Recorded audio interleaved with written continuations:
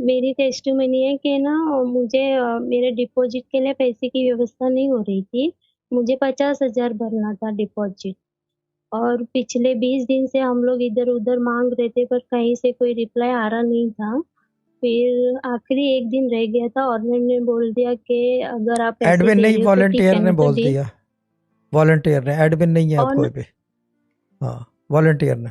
नहीं था, सब जो घर का ओनर था ना अच्छा, उसके ओनर द्वारा ओनर बोला। ओनर, घर ठीक है, का। बोले। हाँ, तो उन्होंने बोल दिया कि अगर आप कल तक दे रहे हो तो ठीक है, नहीं तो फिर डील कैंसल कर देंगे, हम किसी और को घर दे देंगे।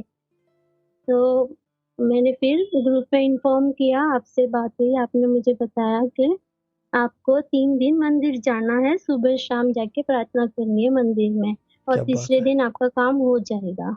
और साफ-साफ सच में तीसरे दिन की शाम को ऐसे पैसों की व्यवस्था हो गई कि ना शाम तलक मैंने पैसे दे दिए।